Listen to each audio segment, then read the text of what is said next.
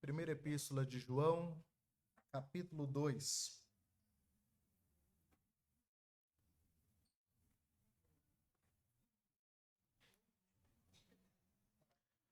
Primeira Epístola de João, capítulo 2, do verso 3 ao verso 6. 1 João, capítulo 2, do verso 3 ao verso 6.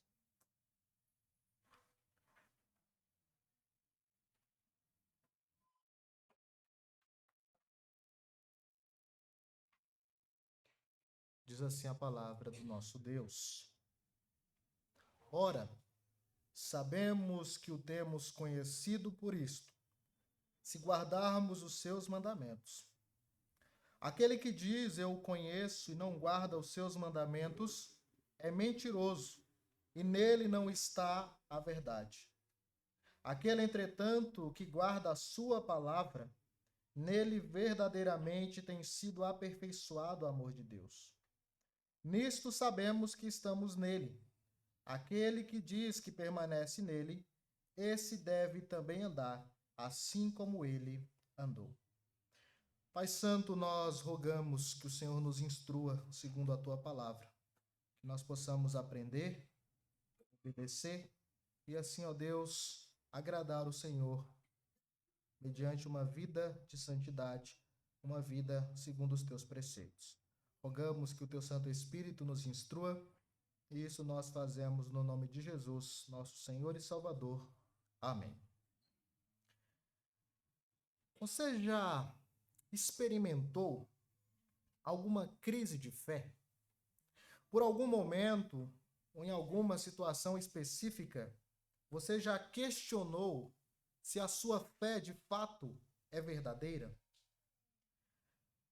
Talvez você já tenha passado por alguma situação como essa. E em situações como esta, nós questionamos: será que de fato eu sou cristão? Será que eu sou verdadeiramente um cristão em Cristo Jesus? Mas eu sigo o que a Escritura instrui.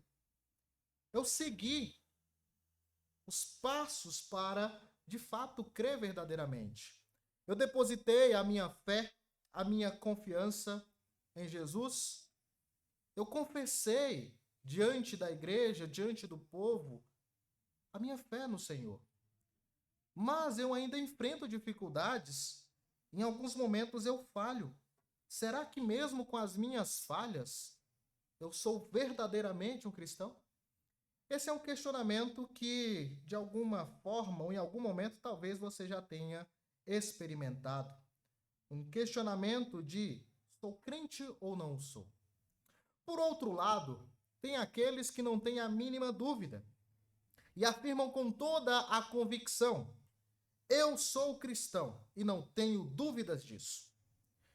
E de fato, é muito importante nós termos esta convicção.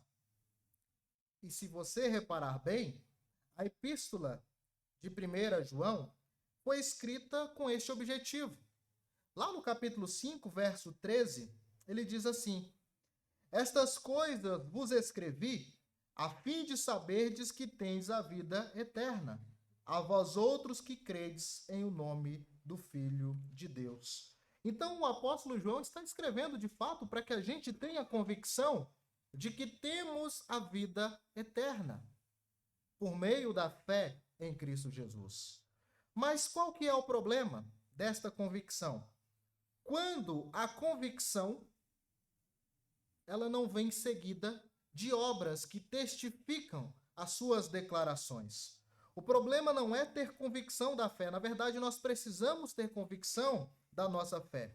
O problema é quando pessoas que fazem declarações como estas, eu tenho comunhão com Deus, eu conheço a Deus, vivem de forma desregrada, vivem em desacordo com Deus e com tudo aquilo que ele afirma, vivem na imoralidade das paixões carnais, vivem em pecado, como se Deus não existisse. Há dúvidas em alguns momentos, há aqueles que não têm dúvida nenhuma e há aqueles que não têm dúvida, mas não vivem de acordo com as suas afirmações. E o apóstolo João, ele vai nesse texto responder e nos ajudar, iluminar-nos acerca de alguns destes questionamentos. Ao mesmo tempo em que ele vai nos mostrar as evidências de que de fato conhecemos a Deus.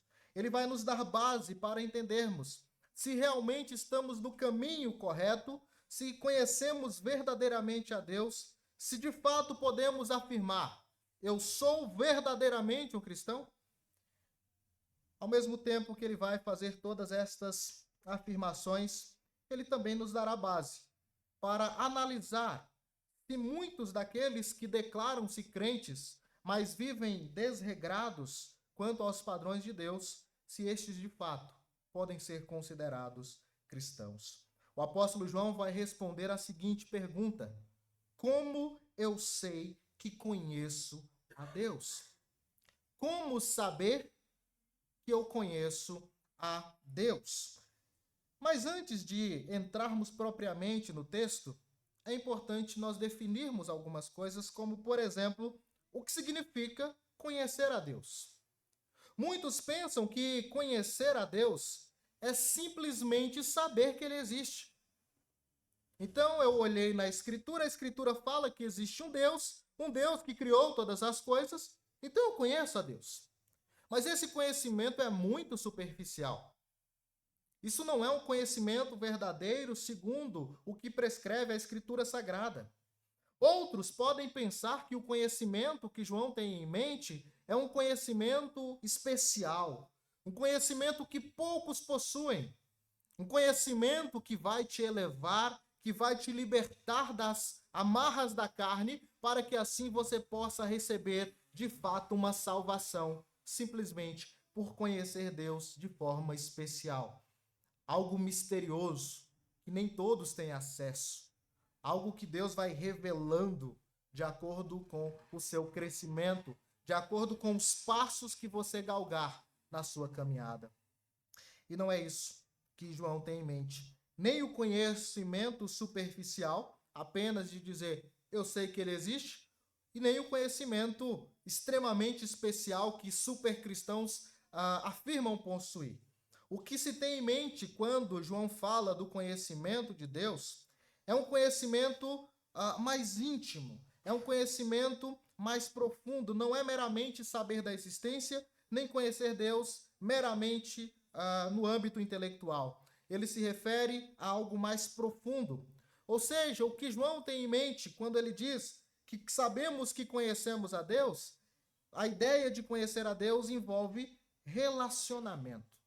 O conhecimento, segundo a Escritura Sagrada, é mais do que saber da existência, mas está envolvido com se relacionar, ter proximidade, ter uma relação, uma comunhão. Então, algo aqui que ele já falou em outro momento, a ideia é a mesma, de ter comunhão com Deus.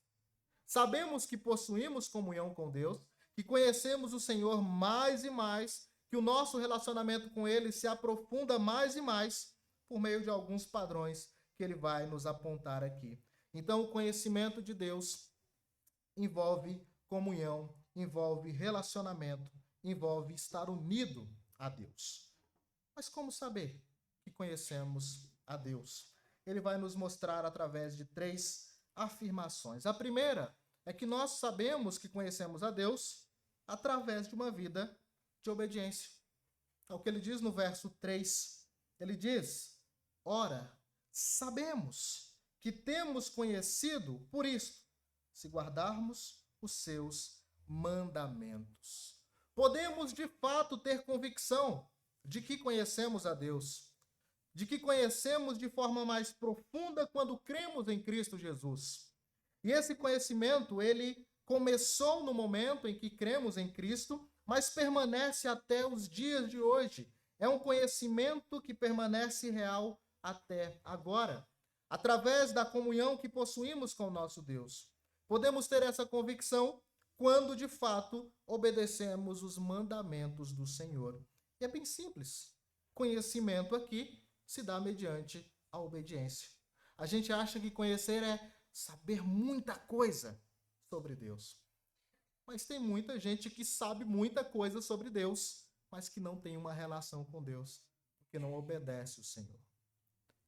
Mas vivem desregrado, vivem distante do Senhor, como se Deus sequer existisse no mundo. Nós estamos pensando e falando aqui daqueles que são considerados os ateus práticos. Tem os ateus teóricos, que são aqueles que defendem filosofias, negando a existência de Deus, a existência da relação de Deus com o seu povo, e tem os práticos, que são aqueles que, mesmo afirmando a existência, mesmo afirmando doutrinas bíblicas, ignoram a existência de Deus através do seu procedimento. E João deixa claro que nós podemos saber, ter ideia, ter convicção de que conhecemos a Deus, de que começamos a conhecer e continuamos conhecendo quando nós obedecemos aos seus mandamentos.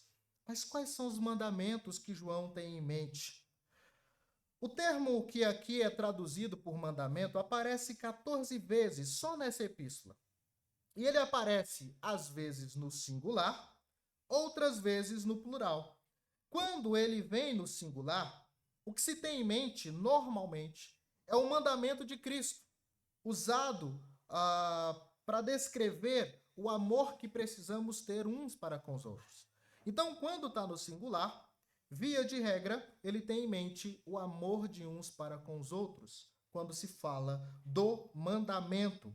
Mas, quando esse termo aparece no singular, ele não aparece de forma tão explícita, não declara de forma tão, ou melhor, no plural, não faz referência tão explícita a este mandamento do amor, em alguns casos.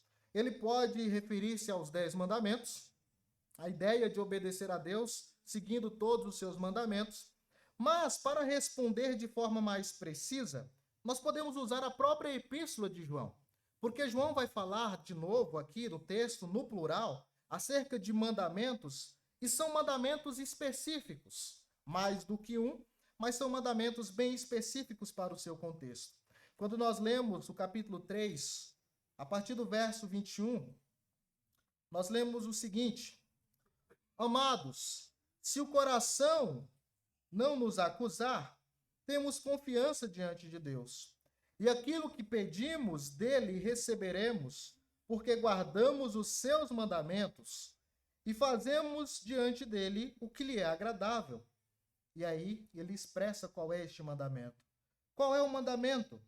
Que creiamos em o nome de seu Filho Jesus Cristo e nos amemos uns aos outros, segundo o mandamento que nos ordenou. Aquele que guarda os seus mandamentos permanece em Deus e Deus nele. E nisto conhecemos que ele permanece em nós pelo Espírito que nos deu. É bem provável que os mandamentos que João tem em mente são esses dois mais específicos: crer em Cristo e amar uns aos outros. Crer em Cristo e amar uns aos outros. Isso é algo muito claro.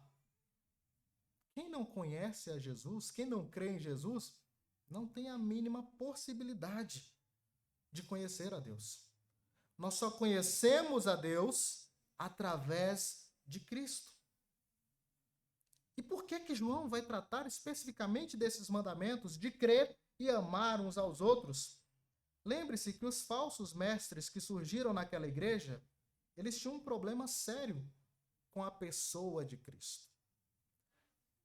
Eles não criam, como nós cremos, no Cristo Jesus, no Filho de Deus, aquele que veio a esse mundo, que assumiu uma natureza semelhante à nossa. Então eles não criam em Jesus e afirmavam conhecer a Deus. Mas é impossível. Não há conhecimento de Deus à parte de Cristo. Não há vida com Deus se Cristo não for o ponto principal.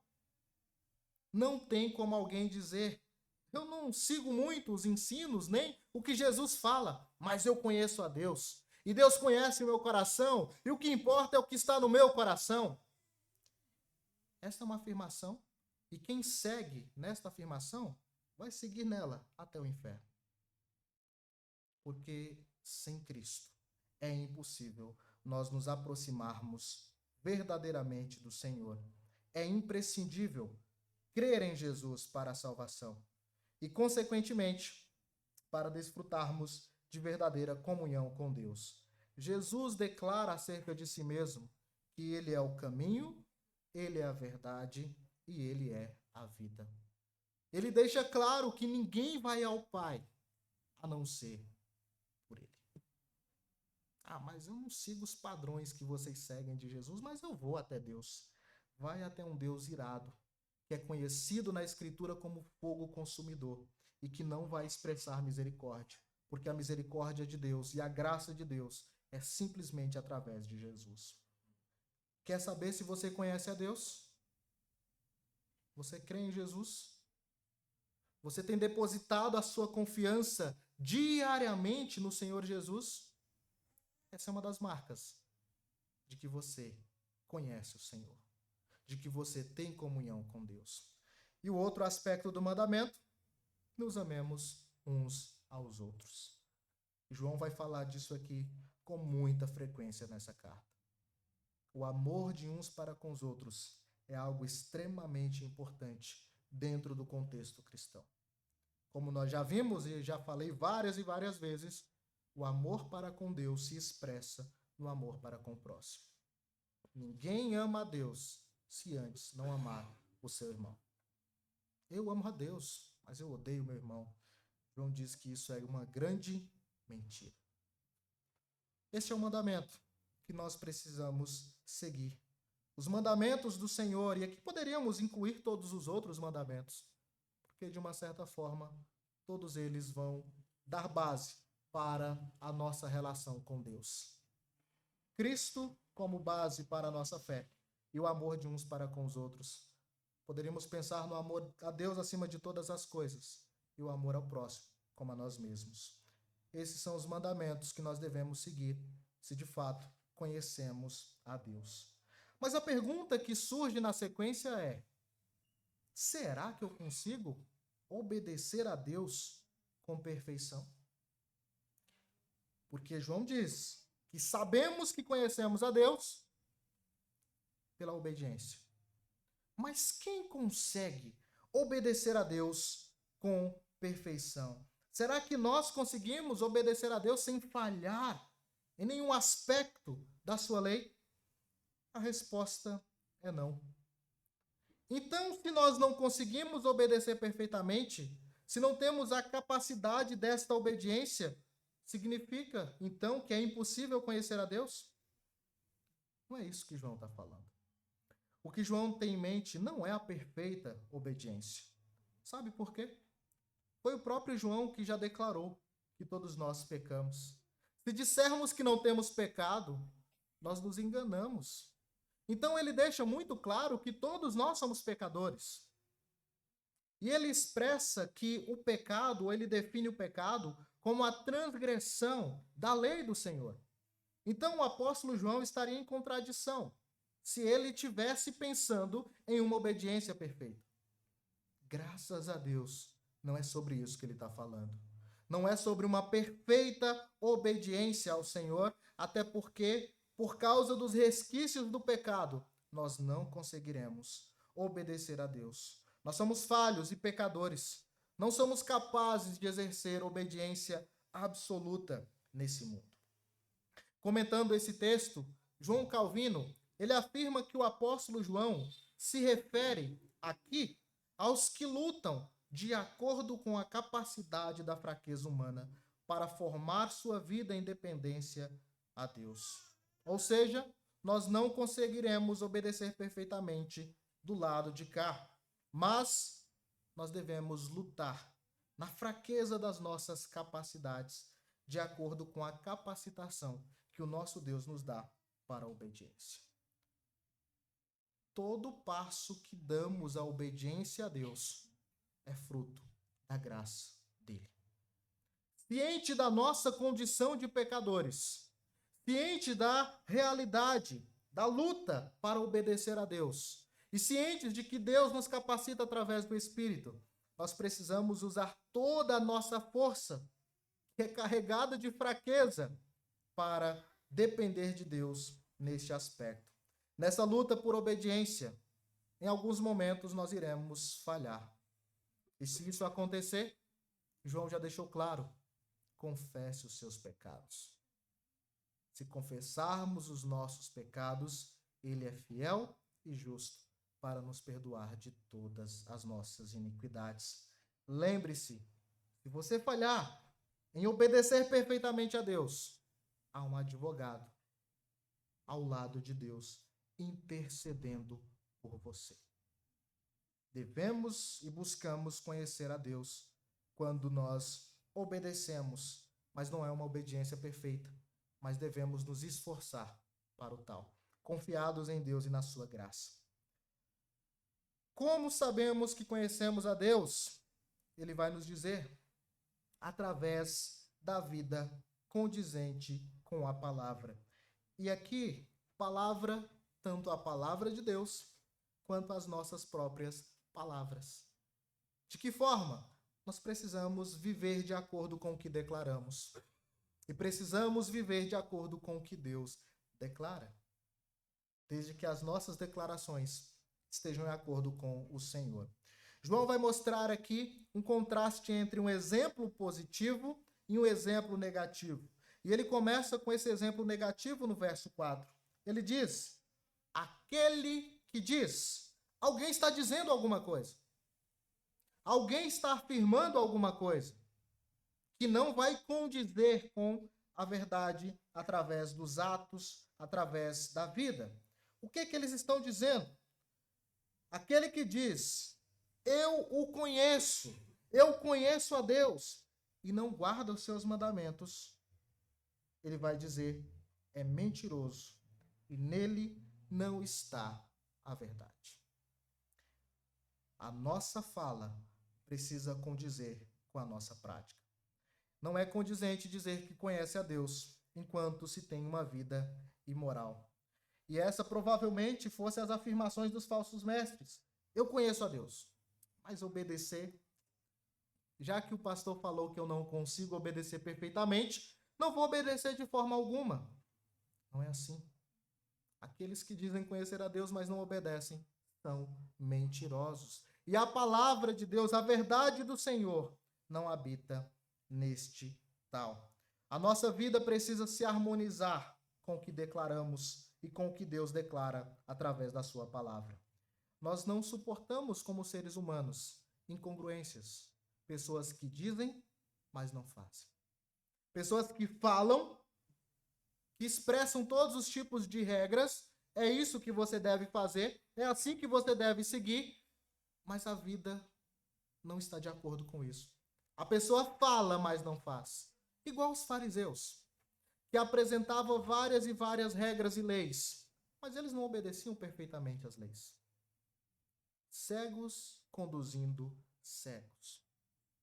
Se nós falarmos, precisamos viver de acordo com as nossas palavras. O nome disso é integridade. Precisamos ser íntegros em nossas declarações. Viva condizente com a sua palavra e condizente com a palavra do nosso Deus. Aqueles que dizem que conhecem a Deus, mas vivem em desacordo com a lei de Deus, é mentiroso. É mentiroso. Mas temos o exemplo positivo.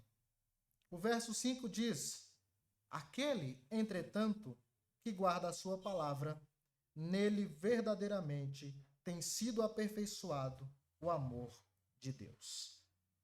Aqueles que guardam a palavra, aqueles que vivem segundo as orientações de Deus, aqueles que andam em obediência, mesmo com todas as dificuldades, estes são diferentes. Palavra aqui é uma palavra sinônima de mandamento, mas provavelmente ele vai expandir um pouco mais. Ele tem em mente os mandamentos, mas também qualquer palavra ou declaração que o nosso Deus ele faz. Quando nós guardamos esta palavra do Senhor, quando a palavra de Deus habita em nosso coração, verdadeiramente nós conheceremos a Deus. Palavra e prática. Vida e declarações estão em harmonia, que estão em acordo. Se alguém se diz crente, mas vive como incrédulo, a vida dele fala mais do que as suas palavras. Os puritanos, diante daqueles que tinham um padrão de conduta inadequado, mas falavam como cristãos, eles tinham uma afirmação muito séria. Eles diziam: as tuas obras falam tão alto que eu não consigo ouvir as tuas palavras. Que nós sejamos diferentes. Que as nossas palavras e as nossas obras entrem em acordo. Que sejamos obedientes e cresçamos no amor de Deus. Ele vai deixar claro que aqueles que conhecem ao Senhor e obedecem o Senhor verdadeiramente, estes têm o amor de Deus sendo aperfeiçoado neles constantemente. Mas que amor é esse? Será que João está pensando no amor de Deus por nós? Porque essa é uma possibilidade, segundo o próprio texto. Ou ele está pensando no nosso amor para com Deus? O que também é uma possibilidade, segundo o texto. Já resumindo, é muito provável que aqui seja o segundo caso. O nosso amor para com Deus. Por que razão? Porque o amor de Deus não precisa ser aperfeiçoado. O amor de Deus é completo. O amor de Deus é abundante. O amor de Deus é perfeito. E o nosso amor para com Deus? Não, esse sim precisa de conserto constantemente. Aquele que obedece tem em si o amor direcionado para Deus, sendo aperfeiçoado dia após dia. O amor daqueles que obedecem às palavras de Deus de forma prática, na medida da sua capacidade, é maturado, é aperfeiçoado e é tornado completo. E tudo aqui na voz passiva, porque não somos nós que aperfeiçoamos o nosso amor, mas é Deus que nos aperfeiçoa para amá-lo mais e mais verdadeiramente. Quando pensamos desta forma, quando pensamos no aperfeiçoamento, nós pensamos então em santificação. Isso nos leva ao terceiro ponto. Como sabemos que conhecemos a Deus? Em terceiro lugar, através de uma vida em união com Cristo. No finalzinho do verso 5 nós lemos: nisto sabemos que estamos nele. Aquele que diz que permanece nele, esse deve também andar assim como ele andou. Permanecer, a ideia de ficar, se estabelecer em Cristo, é a mesma ideia de permanecer unido com Cristo ou permanecer unido com Deus através de Cristo. O que se tem em mente aqui é uma habitação mútua, pois nós permanecemos em Deus e Deus permanece em nós. Quando nós andamos um pouco e vamos lá para o verso 24 do capítulo 3, nós temos isso em mente. João diz: aquele que guarda os seus mandamentos permanece em Deus e Deus nele. Essa ideia de pertencimento é a ideia de estar unido, estar em comunhão com Deus e Deus unido conosco. E ele continua: e nisto conhecemos que ele permanece em nós, pelo Espírito que nos deu. Lá no capítulo 4, verso 15, nós lemos: aquele que confessar que Jesus é o Filho de Deus, Deus permanece nele e ele em Deus. Essa ideia que João tem em mente. Uma ideia de pertencimento, de permanência mútua. Nós em comunhão com Deus e Deus em comunhão conosco. E o que se tem em mente é uma nova e muito real experiência que os crentes desfrutam, que é realizada através da ação do Espírito Santo, como o texto deixa muito claro. Tudo isso se dá pelo Espírito que Deus nos deu. Através da ação do Espírito, nós somos unidos a Cristo. E através da nossa união com Cristo, uma vez que Cristo e o Pai estão unidos, nós nos unimos também ao Pai. Deus olha para nós através do que Cristo realizou na cruz.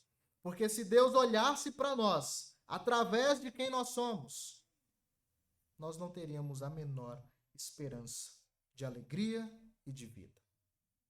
Mas porque nós estamos incorporados, unidos a Cristo, e Cristo permanece unido conosco, nós podemos nos aproximar de Deus, desfrutar de comunhão, de intimidade, desfrutar dessa realidade através da ação do Espírito Santo. Como consequência dessa mútua habitação, o texto vai dizer: nós precisamos andar assim como ele andou. Aquele que diz que permanece nele, esse deve também andar assim como ele andou. Então, nós desfrutamos ou sabemos que conhecemos a Deus quando a nossa vida está em união com Cristo. E isso se mostra através de passos que espelham os passos de Cristo. E a pergunta que vem é: como Jesus andou? E aqui nós voltamos para o primeiro ponto: em perfeita obediência. O único que conseguiu obedecer perfeitamente a Deus foi Cristo. E a Bíblia deixa muito clara que ele foi obediente até a morte, e morte de cruz. Cristo obedeceu cada preceito da lei do Senhor. Cristo se dedicou exclusivamente por fazer a vontade de Deus. Ele foi obediente até a morte, mesmo sendo igual a Deus. Mesmo tendo todas as prerrogativas divinas, bem como seus direitos, ele deixou de lado a sua glória. Assumiu uma natureza humana. Assumiu a fraqueza que nós possuímos. E foi obediente ao Senhor. E a sua obediência o conduziu à cruz. E na cruz, ele morreu em nosso lugar. Aquele que é perfeito pelos imperfeitos. Aquele que obedeceu perfeitamente por aqueles que buscam obedecer na fraqueza das suas capacidades. Devemos andar como Cristo andou, em perfeita obediência. Precisamos andar como Cristo andou, desenvolvendo uma vida em santificação, uma vida de temor e tremor para a glória do nosso Deus. Cada passo que Cristo deu precisa ser imitado por nós. Essa é a vida de santificação. Essa é a própria ideia de ser discípulo. Imitar o Mestre. Em tudo o que ele fez, em tudo o que ele falou. Nossa vida precisa ser de pura imitação do nosso Deus. Aquele que diz que permanece em Deus deve andar assim como Cristo andou, em perfeita obediência, em santidade, dedicando-se exclusivamente ao serviço de Deus. Nós não conseguiremos obedecer perfeitamente, como já vimos. A nossa força é fraca, mas somos capacitados por Deus a buscar diligentemente uma vida constante e contínua de obediência. Precisamos ter a nossa fé cada vez mais fortalecida. Precisamos continuar crendo em Cristo, dia após dia, obedientes na tarefa de amar uns aos outros, obedientes na tarefa de nos compadecer uns dos outros. E além disso, precisamos ter um viver condizente com a palavra, tanto com a palavra de Deus, quanto com aquilo que declaramos e que dizemos estar de acordo com a palavra do Senhor. E ainda precisamos andar assim como Cristo andou. O que temos aqui são marcas.